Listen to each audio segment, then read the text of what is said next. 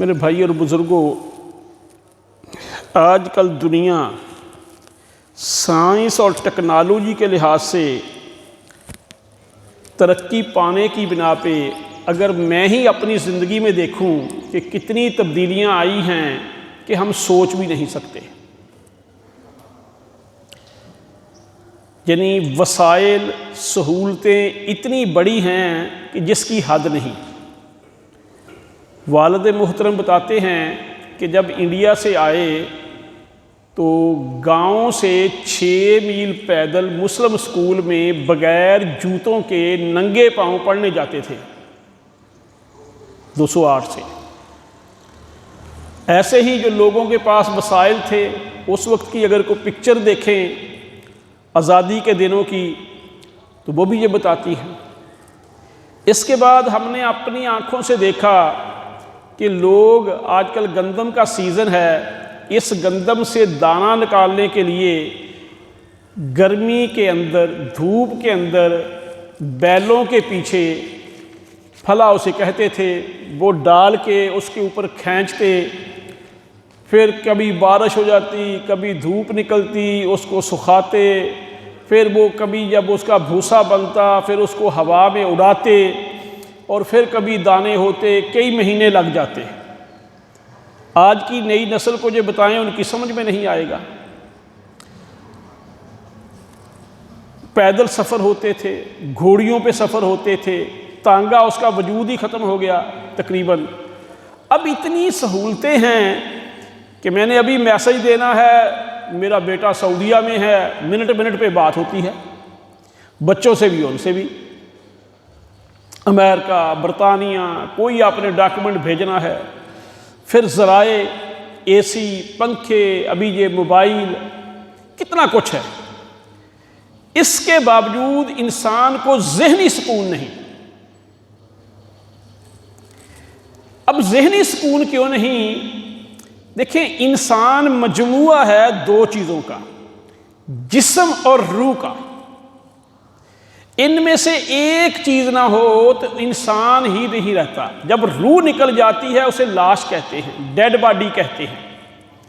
بلکہ اگر کوئی بہت اونچے عہدے پہ ہو، کوئی نہیں کہتا کہ جی قبرستان میں چیف آف آرمی سٹاف کو لے جائیں، شاہ کو لے جائیں، پروفیسر کو لے جائیں، کہتے ہیں میت کو لے جائیں، جلدی کریں۔ یہ جو دنیا کے ٹائٹل ہیں ختم، سب کچھ ختم جب ہوا نکلتی ہے۔ سب کہتے ہیں میت کو لے چلو۔ اب ایک ہے جسم۔ جسم کے لیے تو یہ چیزیں اللہ نے اس زمین سے پیدا کی ہیں، اور جو ہماری روح ہے، روح کے بارے میں ماہرین نفسیات پہلے سائیکالوجی کو کہتے تھے، سائیکو اور لوجی کے روح کا علم، پھر کہنے لگے ہمیں تو پتہ نہیں روح ہے کیا، یعنی سائنسدانوں کو روح کا نہیں پتہ۔ اللہ نے قرآن میں بتایا ہے یسألونک عن الروح، کہ تم سے روح کے بارے میں سوال کرتے ہیں، تم کہہ دو کہ روح اللہ کا حکم ہے، اللہ کا امر ہے۔ اور اللہ کہاں پہ ہے؟ آسمانوں پہ۔ اللہ کہاں پہ ہے؟ آسمانوں پہ۔ وحی کہاں سے آتی ہے؟ آسمانوں سے۔ محمد الرسول صلی اللہ علیہ وسلم معراج پہ کہاں گئے تھے؟ آسمانوں پہ۔ تو یعنی روح کی غذا آسمانوں سے آتی ہے۔ قرآن کہاں سے نازل آیا ہوا؟ آسمانوں سے۔ اب جو بندے جسم کی خوراک کے ساتھ ساتھ، جسم کی ضروریات کے ساتھ ساتھ اپنی روح کی بھی ضروریات کو پورا کرتے ہیں یا کوشش کرتے ہیں، ان کی زندگی میں تو توازن رہتا ہے، ان کی زندگی تو بیلنس رہتی ہے، وہ تو زندگی میں الحمدللہ اچھے کام کر جاتے ہیں۔ جو لوگ صرف جسم کی ہی لذتوں کے پیچھے پڑتے ہیں ان کو ایڈز بھی ہوتی ہے، ان کو کئی کچھ اور بھی ہوتا ہے۔ اب روح کی غذا کے بارے میں بھی ہر بندے نے اپنا نظریہ بھی بنایا ہوا ہے۔ انڈیا کے اندر اسپرچول میں، یعنی روحانی معاملات میں کئی لوگ پی ایچ ڈی کرواتے ہیں، یعنی ہندو بھی روحانی علوم کے قائل ہیں، بدھ مت والے بھی ہیں، اور بھی مذاہب ہیں، یہ عیسائیت والے بھی ہیں۔ لیکن اللہ نے کیا کہا کہ روح کیا ہے؟ اللہ کا حکم ہے۔ اللہ کی طرف سے، اور اس کی غذا کہاں سے ہے؟ اللہ کی طرف سے، نہ کہ بندے بنا سکتے ہیں۔ روح کی تو سمجھ نہیں بندوں کو، اس کی خدا کیا بنانی ہے؟ جب سائنسدان اب تک یہ نہیں سمجھ سکے کہ روح ہے کیا، تو پھر اس کی خوراک کیا بنائیں گے؟ جس چیز کی کمپوزیشن کیمسٹری کا ہی نہیں آپ کو پتا کہ وہ کیا ہے، اس کی ضروریات کیسے پوری کریں گے؟ اب ان کی ضروریات کے لیے اللہ نے جو ضابطۂ حیات اس قرآن کی شکل میں اور محمد صلی اللہ علیہ وسلم کے فرمان کی شکل میں نازل کیا ہے، وہی کامیاب ہے۔ اب اس پہ ہم آتے ہیں۔ چند دن پہلے ہم نے یہ بات رکھی تھی کہ یہ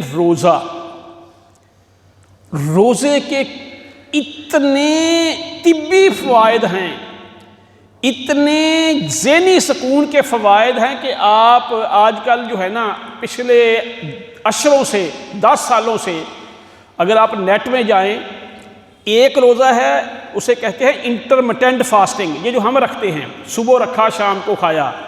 ایک ہے آلٹرنیٹ فاسٹنگ، یعنی چھوڑ چھوڑ کے روزے رکھنا۔ اسلام میں دونوں ہی ہیں۔ آلٹرنیٹ فاسٹنگ، سوموار اور جمعرات کا رسول صلی اللہ علیہ وسلم روزہ رکھتے تھے نفلی، یعنی اللہ کے رسول صلی اللہ علیہ وسلم سے پوچھا گیا کہ سوموار کا روزہ، آپ نے فرمایا جی میری پیدائش کا دن ہے سوموار، اس دن کا روزہ رکھو۔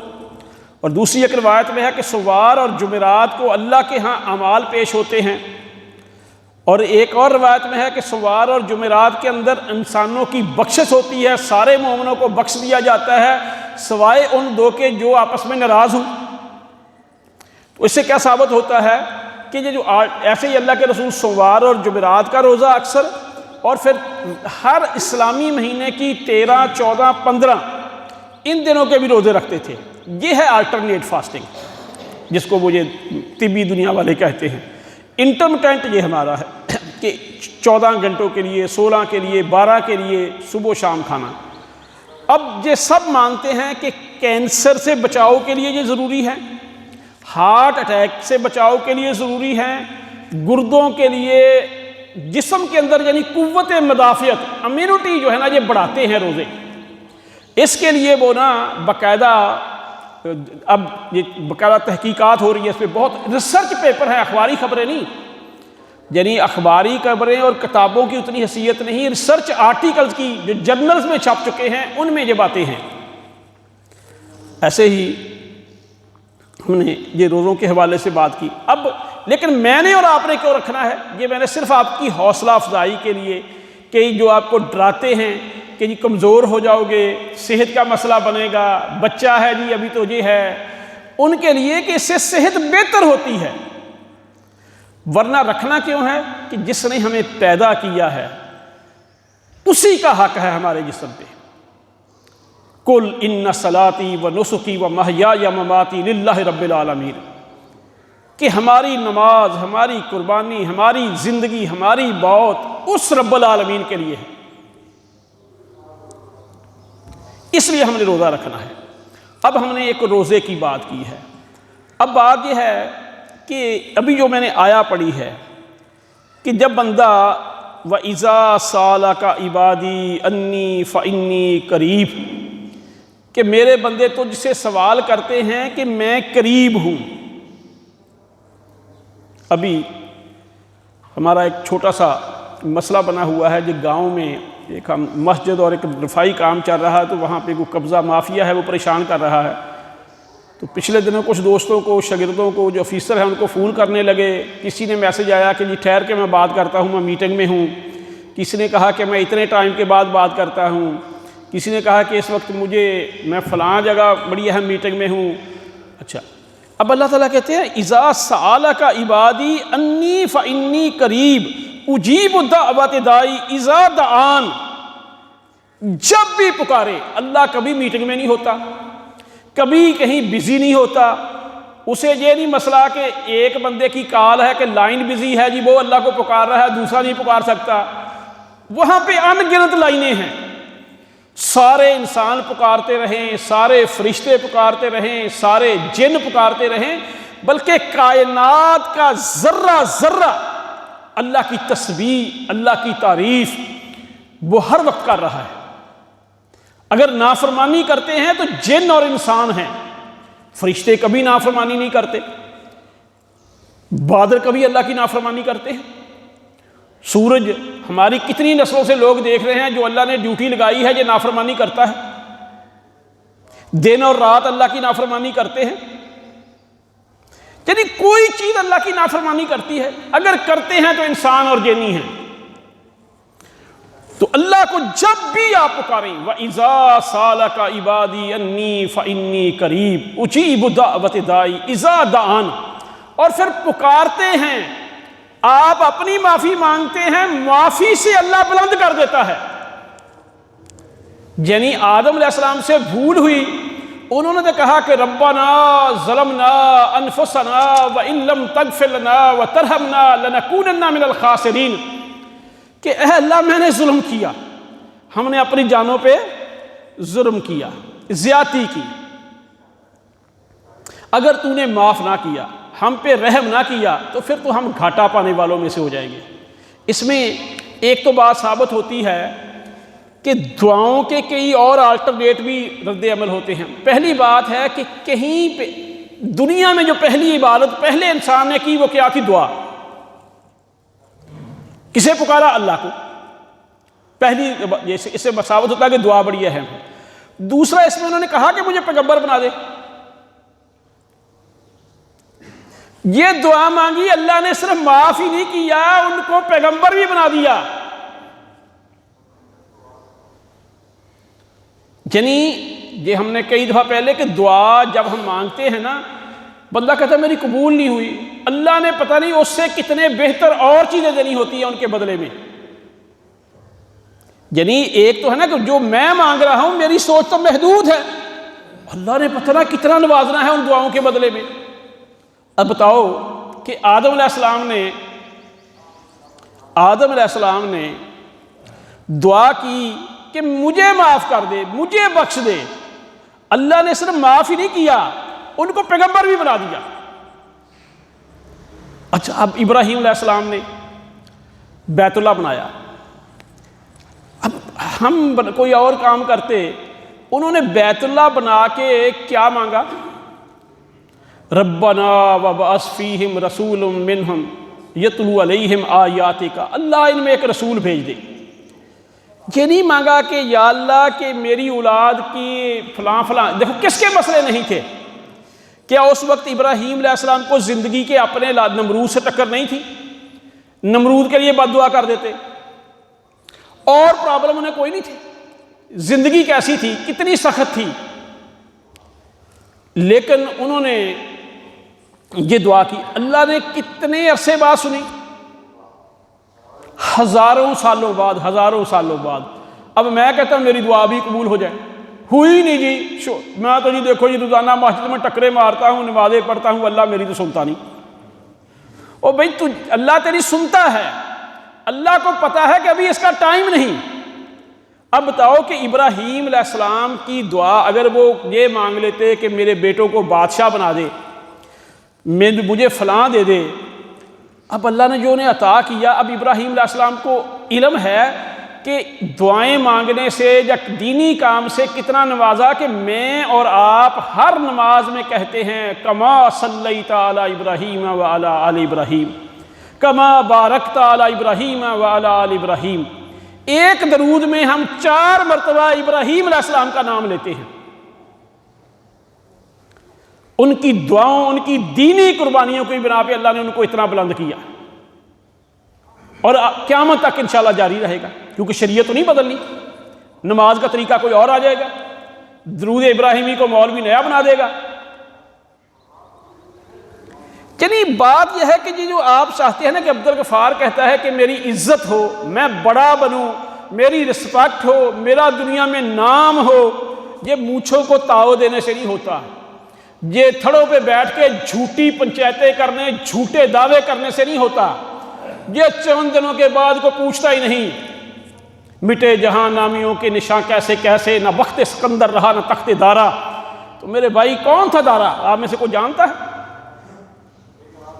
لیکن اقبال نے کہا تھا ان نوجوانوں کے بارے میں جو آج موبائل پہ فلمیں دیکھ کے موبائل پہ چیٹ کر کے خوش ہوتے ہیں، انہوں نے کہا تھا کہ تجھے اس قوم نے پالا ہے آغوش محبت میں، کچل ڈالا تھا جس نے پاؤں تلے تاج سر دارا، یعنی تم آپ جانتے ہی نہیں کن کے جانشین ہو، تو ہمارے اسلاف قوم تھے، یہ ہمیں پتہ ہی نہیں۔ تو میرے بھائی خدا را سوچیں، جو دیکھیں بندوں کی بنائی ہوئی چیزیں کیا ہے، جتنا بندے کی حیثیت ہے اتنی اس کی بنائی ہوئی چیز کی حیثیت ہے۔ جو مین میڈ چیزیں ہیں وہ ابدی نہیں ہو سکتی، ابدی گاڈ میڈ چیزیں ہی ہو سکتی ہیں، اور شریعت مین میڈ نہیں ہے، یاد رکھو، یہ من جانب اللہ ہے۔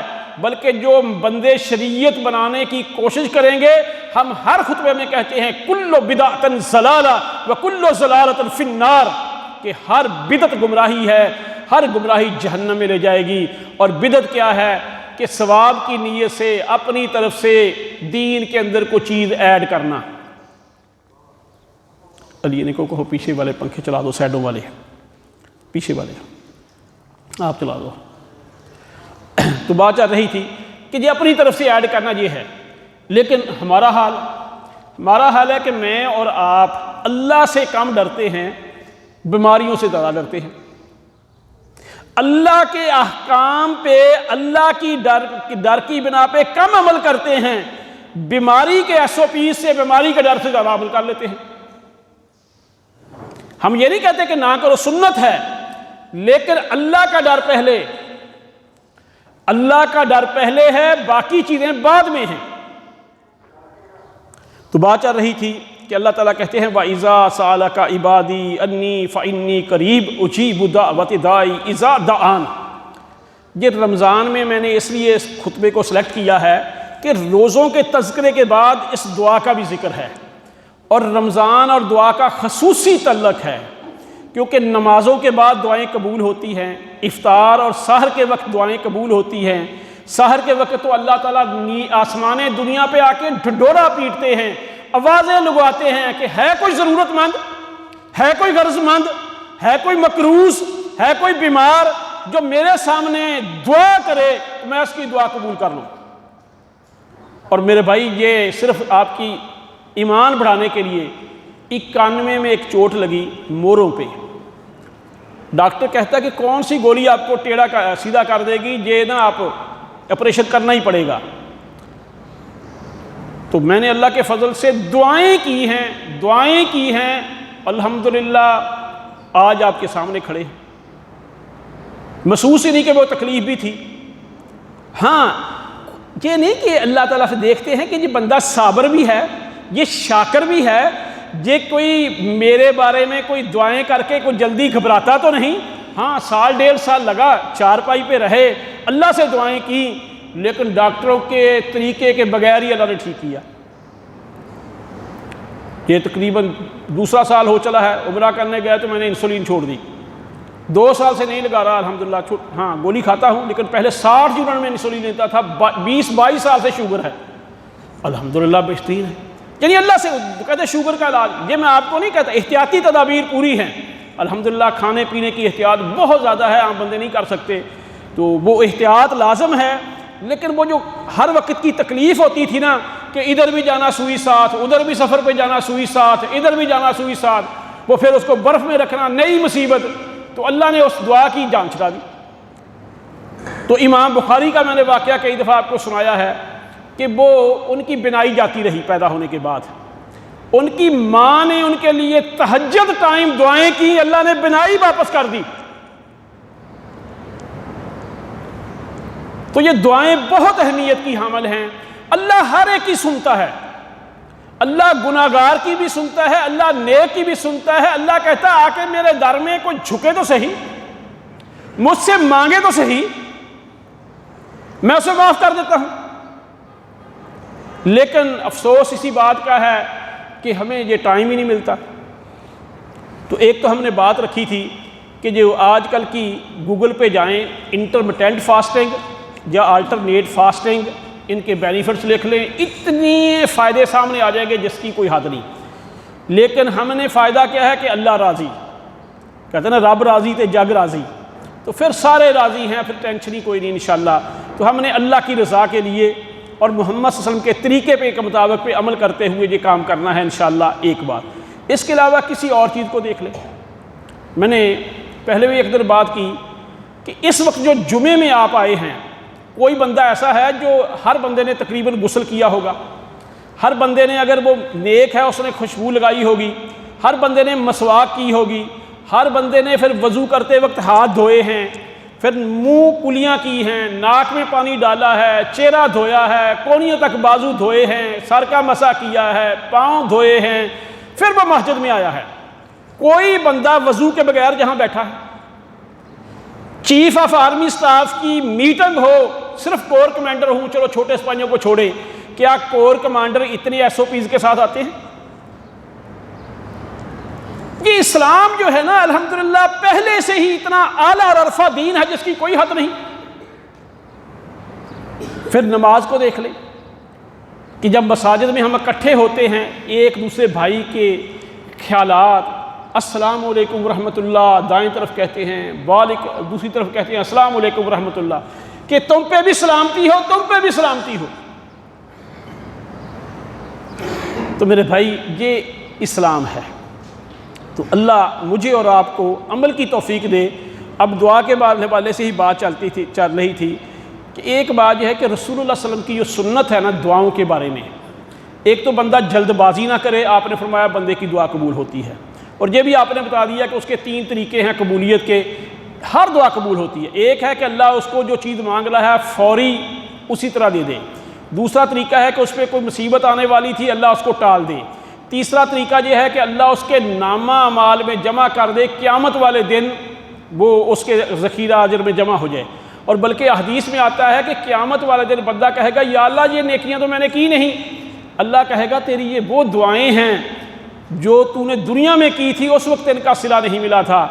تو وہ بندہ اس وقت کہے گا کاش دنیا میں میری کوئی دعا قبول ہی نہ ہوتی۔